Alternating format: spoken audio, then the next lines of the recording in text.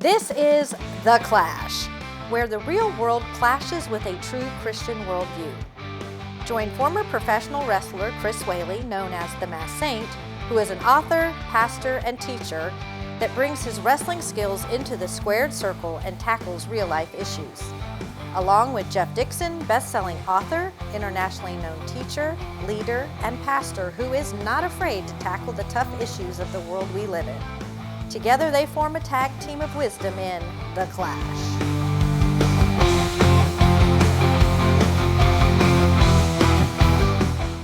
Hi, welcome to The Clash, where we take real life and allow it to clash into our Christian faith. The result is hopefully something that will encourage you, motivate you, strengthen you, entertain you. And speaking of entertaining, I am here today with the star of this particular show, the one, the only, the Saint, Chris Whaley. Hey, Chris, how you doing? Man, Jeff, I am so excited about these next two shows of The Clash. And it seems like I say that a lot. Yeah. But every time we get to do what we're getting ready to do, I just get like a little kid. Yeah. Because I just get so excited about what's coming and knowing what's coming. And it just keeps getting better and better. And I look at it as topping the best we've had. Oh, yeah. That's it. Well, let me ask you, Jeff, who do you think are some of the most memorable stars of the WWE? Man, I tell you, well, again, as you know, as our audience knows, I love professional wrestling. Oh, yeah. Of course, that's part of what we do in the show. But and I've had the opportunity to go to a couple WrestleManias. I mean, it's just, been fun. I love The Rock. Dwayne Johnson has just been fun to watch. Oh, yeah. Love The Undertaker. Got to see a couple matches in that streak. Amazing. Triple H. Oh, yeah. Shawn Michaels. And then there have been some characters that are even bigger than that, though. Larger than life. Yeah. Bad guys that you really just... You got to mention Hulk Hogan, too. Well, Hulk Hogan, yes. Now, I didn't get to see Hulk in a WrestleMania, though. Yeah. I've never seen him in person. But, yeah, he's big. How about you? Who? Well, I think Hulk really... made the WWE. I mean, I agree. Well, so really, Sylvester Stallone made the WWE. Yeah, he did. Because he put Thunder Lips in the He put Thunder movie, Lips right? in Rocky 3. Yeah. And that was kind of a, I think it was kind of a springboard for the WWF at that time.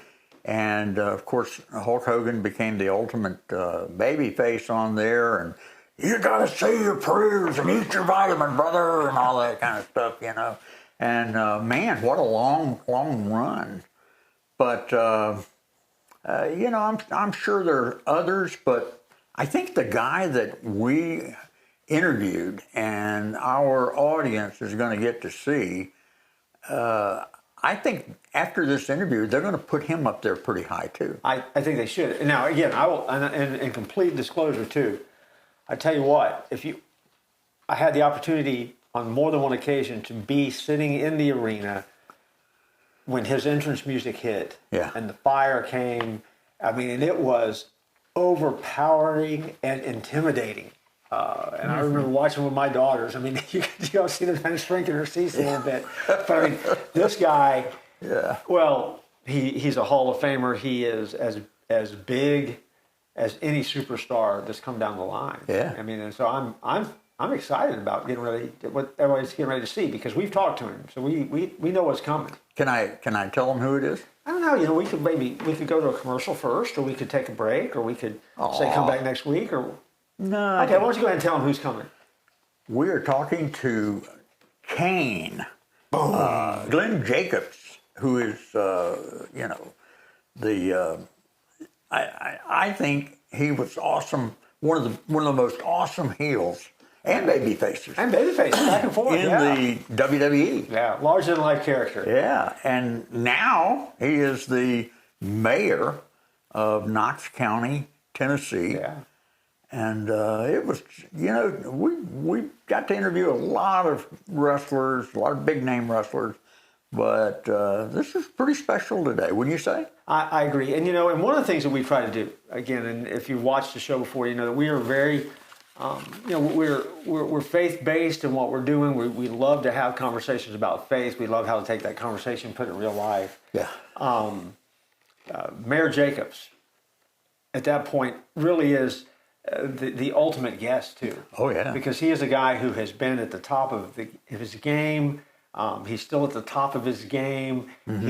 He's got, well, you'll hear he's a great man of faith. I mean, this really is for us just an amazing time. Oh, yeah. That we now get to share with you. And so, let's get to it. Yeah, without further ado, this is a conversation that Chris and I had with Glenn Jacobs.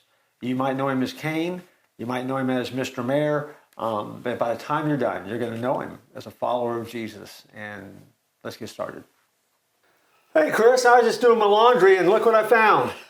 Oh, my goodness, look at that. The Clash. The Clash t-shirt. I love that. You know what makes it so special? Why? Well, because this is the Clash TV show. This is our logo. This came out of my laundry bucket. That means that these t-shirts are available for everybody to buy. And that means that when you need to do some shopping, that special gift, think about it. Yep. You've been invited to a wedding. You need to buy a wedding present for the bride and groom. Wow. Matching Clash t-shirts. How awesome Every would that home be? needs that. When they have a baby, what do you want to get the baby? A onesie. A onesie, a Clash onesie. You can get that as well. Right. If you're looking for that extra special gift for a loved one, Right. you can go to the Clash store and get a Clash journal. You can get Clash magnets. You can get Clash widgets and gadgets and keychains. All of that is available. All you have to do is visit the Clash store. We live in a great day, Jeff. We do. And perhaps the greatest store out there is the Clash store. So follow the QR code at the bottom of the screen. You can go to the Clash store and get stuff your very own. It'll make us happy. It'll make the show even better. And you can put on your Clash gear while you watch every single episode of the Clash. Absolutely. All right. We are thrilled to death to be here today with Glenn Jacobs. We can call him His Honor. Some folks are going to know him by his wrestling name, Kane. Yeah. There's been some other wrestling monikers you've used over time, but you are also the mayor of Knox County, Tennessee. So welcome. Thanks for being here. Thank you for having me. Yeah. Hey, he's one of the greatest of all time WWE wrestlers. Hall of Famer, former WWE champion, Intercontinental champ, tag team champ, plus all these other accolades. And hey, Glenn, it is said that you had the best debut in the WWE. Man, that's quite a compliment. How did you feel about that night? Yeah, I believe that it was, but it wasn't me. It was the fact that the table was just set perfectly for that debut. For months, they'd been talking about this character, Kane, that no one had seen. At first, Paul Bearer was the first one who started talking about it. So there's all this buildup. And then, of course, what WWE did, this is just great storytelling. They planted a seed, and then they get away from that, and they have this match between Undertaker and Shawn Michaels. It was the first time that those two just huge names had ever had a match in this structure. It's huge steel cage structure that no one could get in or out of, and it was just perfect. Everything was just set up perfectly for me. And then you have the iconic line of all of a sudden the lights go out and there's this point in the match, the Undertaker's got it won, and all this stuff starts happening. The lights go out and you could hear a pin drop in the arena because no one's quite sure what was going to happen. And then I come out and you have Vince McMahon saying, "That's got to be Kane. That's got to be Kane." And it was so wild because I think it did take the live audience in the arena. Obviously, they didn't hear what he was saying on pay-per-view, right? Yeah. But it was like 15 seconds of the entire audience going, "What's going on?" And then it just clicked. Yeah. And they realized, oh, that's the dude that they've been talking about now. Yeah. So yeah, it was just perfect. And that night, I was glad to get through it. I was pretty nervous because Shawn and Undertaker had a tremendous match. So my real objective was just not to mess the match up and be known for that. But it did. It was tremendous, and obviously just like put a rocket ship under me and went straight to the moon. Yeah. I was talking to my daughter a little while ago, and I told her we were getting ready to do this today, and she's like, "Dad, how many times did we go see him in person? I booed him so many times." Yeah. I said, "Well, we're not going to boo him today." Well, that's all right. Here's the thing in wrestling: all you want to do is get a reaction. Yeah. It doesn't matter if they're booing you or cheering you, as long as they say something, as long as they care. Either way, that's the most important part of it. Yeah. Well, I tell you what. Well, you, as I remember, of course, of course, Chris is a former professional wrestler here. I'm just a geek. So for me, these interviews in time like this is just amazing because I can remember, the heel turns. I can remember, you becoming a baby face all of a sudden, everybody's favorite, and then next thing you know, oh, he's turned heel again. Here we go. Yeah. I mean, it's just a roller coaster ride, though. But as a character, Kane was just and continues to just be iconic in WWE. Sure, I was just incredibly blessed, and you're right. My character lended itself to really being anything. Yeah. And it just so much of it really depended on who my opponent was more than anything else. If my opponent was one of the good guys, I was a bad guy. If my opponent was one of the bad guys, I was one of the good guys. Sure. So despite the fact that there were constraints around the character, because it was a character, when people think of WWE wrestlers, generally you think of someone whose personality, that's them, but their personality's just been turned up, or something about them has just been really turned up and exaggerated. With Undertaker and Kane, we were characters. Yeah. Okay, obviously we're not supernatural beings like we were on TV. Yeah. So when I say there's a constraint, there was that. There was set things around the Kane character and the Undertaker character, you couldn't deviate from. Sure. Because if you did that, you'd literally destroy the character and no one believe in it anymore. However, because of that as well, and I think more specifically for Kane, I had a lot of flexibility in some of the things and people that I would work with because I was always that character. And it just depended on the outside circumstances of how the audience viewed me and that viewed Kane. Right. Well, my last 3 years in professional wrestling was in Fort Worth, Texas. I was actually going to seminary in Fort Worth at Southwestern Baptist Theological Seminary. So I go to seminary at daytime and I wrestled at night. And I'd been in wrestling for 10 years at that time.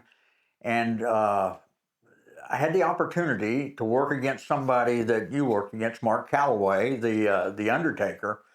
And I'll tell you, in 10 years, of course, he was not even wrestling as Mean Mark or any. He was wrestling under the name of Powerhouse, I think it was. Okay. Yeah. Right. He had no tattoos. He had a crew cut. Right. He looked like Howdy Doody, 6 foot 5 inch, 315-pound Howdy Doody. But, out of I've worked with some of the biggest names in the business, but out of everybody I've worked with, he was one of the smoothest guys to work with, one of the nicest guys. Now, when you are there with him, he's a megastar. I mean, he's at the top of the food chain, and you're working with him. So how was your time with The Undertaker? He was integral to my career all the way around. Our first match was actually before WWE. It was in a building which is not far from where I'm sitting right now, the Knoxville Civic Coliseum. I was working for Smoky Mountain Wrestling. They had a talent agreement with WWE. And I already signed a contract with WWE at that point. But anyway, so Undertaker and Paul Bearer had come down and to wrestle the Unabomb was my name back then, right? And Mark was just impressed because I could keep up with him in the ring athletically. Yeah. And there were not a lot of big guys that could do that. Mm-hmm. And he is, as you say, he's very smooth. He's very athletic. Yeah. And for someone that's that big and the way he could move and do all this stuff, leapfrogs and drop kicks, and he could walk across the top rope like it was a tightrope. It's crazy how athletic he was. Obviously there just aren't many people that can be able to keep up with that, but I could. Yeah. So he just liked me immediately because he saw someone that he could work with, that he could have matches with. So he was always a big a big advocate of mine.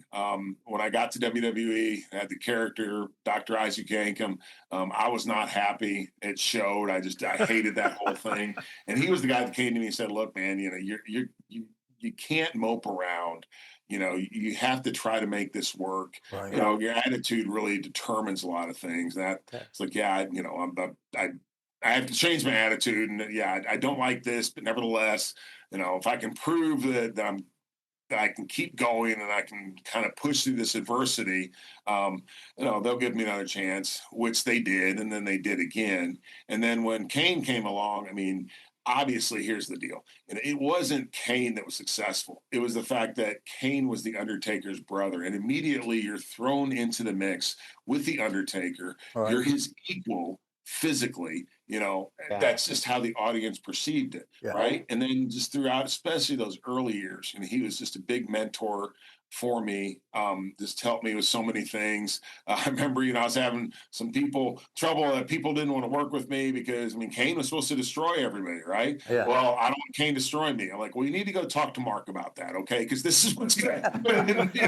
If you don't, guess what? But he was always like that. Throughout my entire career, he had my back. I remember one time I was just going, through some just stuff professionally and things weren't going my way. And I went to talk to Vince about it. And Vince told me that, Mark had already been in to talk to him.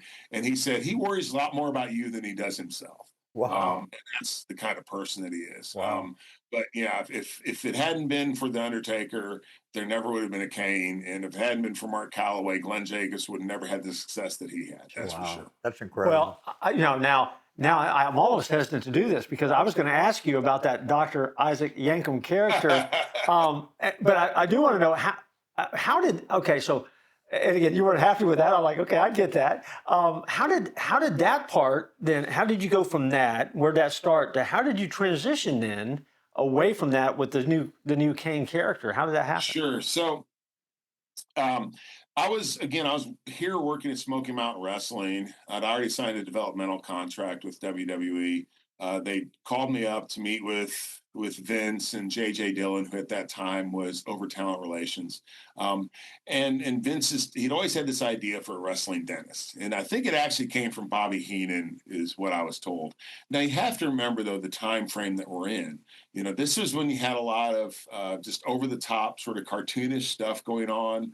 The product was geared really towards kids, right? So you had like, oh gosh, I forget. Yeah, T.J. Hopper, who is a plumber. He had just all these different, like, really, again, just really caricatures almost and cartoonish stuff. Mm-hmm. That's just where the company was. So it wasn't like they thought, oh, we're going to saddle this guy with this, with this horrible gimmick. It was just they thought it was going to be successful because that's where the company had gone. Then within about a year, things just completely switched, and he had Stone Cold Steve Austin come onto the scene, and everything, become much more reality based. Right. So it was just difficult for me because just like in every other performance, in wrestling, one of the beauties of wrestling, and Chris, you know this, is you get to create, right? You get to create that character. Right. There was nothing about the dentist character that I could relate to. So it was very difficult for me to do. I'm thinking to myself, I'm 6'8" and 315 pounds, and I'm a demented dentist, and this is just ridiculous, right? So it was just very difficult for me to be able to pull that off. I always joke I couldn't sink my teeth into it. From there, though, because I did show that once I had that talk with Mark, and I realized that look, I really need to be appreciative of where I am instead of pouting about it. And eventually this will get better. So from there's another character. This one was, I thought it was a step in the right direction. A lot of people like the Isaac Yankem character better, but this was Kevin Nash and Scott Hall, who had been top stars in WWE, had gone to WCW. So their characters were Diesel and Razor Ramon. Right. So there was this idea that Jim Ross, who was a beloved announcer. He was very angry at Vince, and he was spiteful, and he was the person who created the stars. And he said anybody can be these stars. So he introduces the fake Diesel and the fake Razor. I was the fake Diesel. Okay. And again, it just storyline wise just didn't work because JR was. He could never be a heel. He was just people liked it too much. So he's got this heel team that the manager is something that people like. So many people like that wasn't going to work. So that was short run. But the thing that happened from there was I really proved that hey, this guy's good. He can go. We just need to find the right spot for him, and that's kind of where the Kane character came along. Wow. There's a bit of a backstory there. Undertaker was in a rivalry with Big Van Vader. We were in Kuwait, and Vader got arrested. It's a long story, but he got arrested. They're on a talk show, he and Mark, and the talk show host said, well, isn't wrestling fake? Leon took exception to that, kind of grabbed the guy on national TV and got arrested for assault. I saw that. In Kuwait, yes. So we're like, Leon is in jail in Kuwait. We have no idea when he's going to come home, right? But so the office in WWE is like, we need an opponent for Mark, for Undertaker. They're like, oh well, Glenn would be great. And the initial thought was you create this quick backstory of Kane, who is the Undertaker's long lost brother, burning a fire, all this stuff, stick him in a mask. They have one match, then you get back to business as usual. Well, the thing was that once they started talking about this backstory more, Vince fell in love with the idea. And he's like, why are we wasting this on one match? This is a full-blown story. Yeah. So that's really where the Kane character came from. Yeah. And from there, like I said, Mark is always a huge advocate of mine. And, I guess almost 30 years later, sure, here we are. Yeah. Go ahead. By the way, I've got a friend who is a professional wrestler, but he's also a dentist. His name is Jimmy McDowell, and Vince actually flew him up to talk to him, and and he wanted to use him, but Jimmy had a practice, and he couldn't do it full time, and Vince wanted him full time. But anyway, I love Jimmy because he said his motto is he knocks teeth out at night and he puts them back in the morning. There you go. Yeah. All right. We haven't talked in a while. What have you been doing?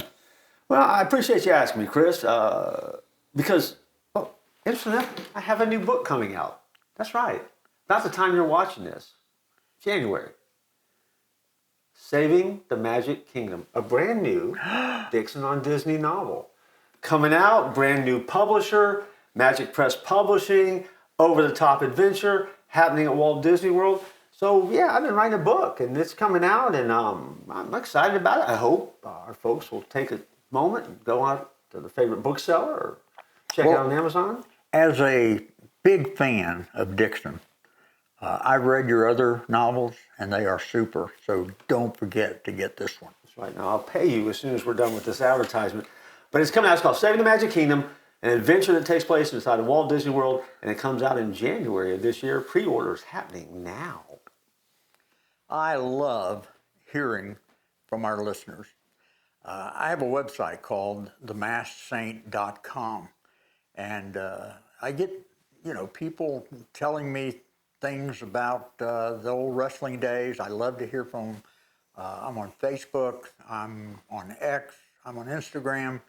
And I just never get tired of listening to people. And if you have not read The Masked Saint, I have that available on my website. I have the Christmas book, Harold's Heavenly Christmas. I have the last book that I wrote with a wrestling buddy called Mr. President. Pictures whenever I was still in good shape. I have those available along with t-shirts, anything, but most of all, just love to hear from you. We're listening to a conversation that we got to have with Mayor Glenn Jacobs from Knox County, Tennessee, also known as Kane, among some of the other names that he wrestled under. And amazing guy. Hopefully you have enjoyed this wrestling conversation with him. Now, it's we're going to talk more. I mean, we're not done with the whole conversation yet. We're going to come back in another episode and talk a little bit more. But yeah, we need to stop for just a minute because we've talked. I mean, we've been talking with a WWE Hall of Famer, known across the globe, as big as any name that we're ever going to meet, ever going to talk to. I mean, and what an amazing guy and a good guy. Yeah. And some life lessons even in that conversation we had that kind of jumped out. What stood out with you? You know, the fact that, you know, here's a guy, and of course, when you're in wrestling, everybody wants to be a star, of course. And he had aspirations of being bigger than, you know, the dentist Yankum guy. And so, he said himself he was pouting. And that Mark, talked with him. And then it changed his whole attitude. It's like, hey, I'm gonna plant where I'm gonna grow where I'm planted. And I think that's a great lesson for our viewers.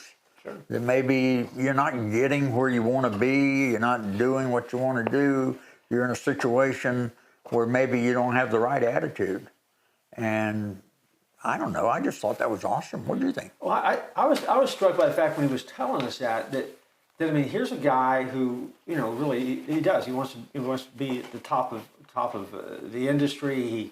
He's got all the skill sets. But it struck me that in that moment, he's teachable. And I think one of the things that happens for us as followers of Jesus is that we become lifelong learners. Right. As smart as you are today, as smart as I am today, I mean, my gosh, if you'd known us 10, 20 years ago, we're dumber in post, right? I mean, so the fact, hopefully, if we're anything, I mean, whether you like us or not, hopefully people would always say, Christians, they're teachable, And when I heard him share that story, it just dawned on me, this guy was willing to be taught. That says volumes about him. Oh, yeah.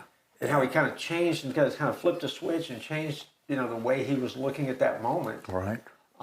And again, I was also struck by how he really did share that, the Undertaker, as we know him, really was a mentor and really kind of threw back on the fact that if it wasn't for him, I wouldn't have the career I had. Right. That's powerful. Wow. Yeah, that really is. And, I read a lot of stuff preparing for this, interview with him.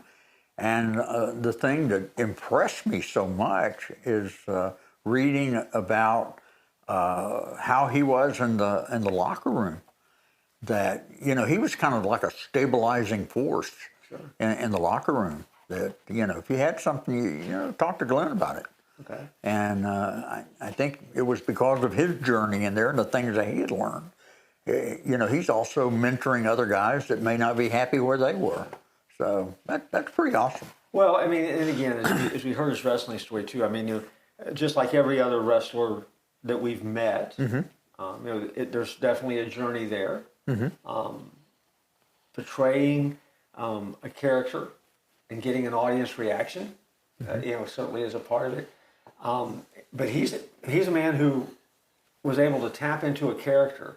Right. That by the time he was done with it, that character became, unforgettable. Yeah. It's the stuff of collectible figures. It's the kind of thing where, you can go and YouTube his name, that character, Kane. Right. And you can watch for hours. There's been multiple DVD releases. Yeah. If you go to the streaming networks and watch the WWE stuff, I mean, he is everywhere on there.